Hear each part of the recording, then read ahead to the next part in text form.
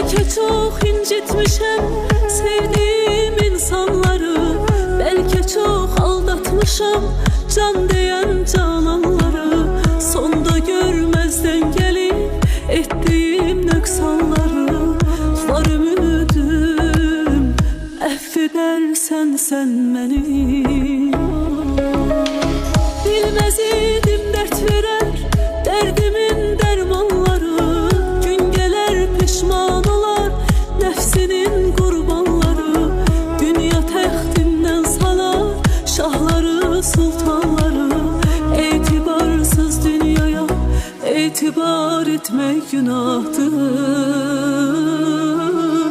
İtibar etmek günahtır. Sensizlik çok çetin dünyada. Dem yazılmış kısmetim, kalmayıbdı taqetim. Sevmeydi niyetim, şahit olmaz kalbime Allah'ımdan başka bir kez. Ses salar sessizce bir ses.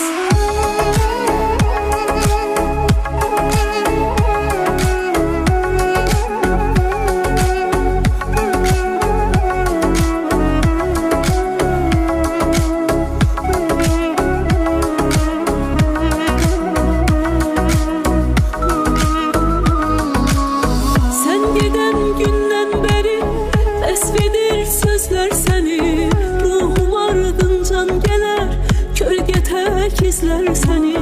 Aşıkın tenha kalar, her gece gözler seni. Hasretimden mahvedersen sen benim. Bilmez idim dert verer derdimin dermanları. Gün geler pişman olar nefsinin kurbanları.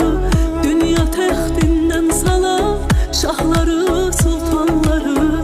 İtibarsız dünyaya itibar etmek günahtır.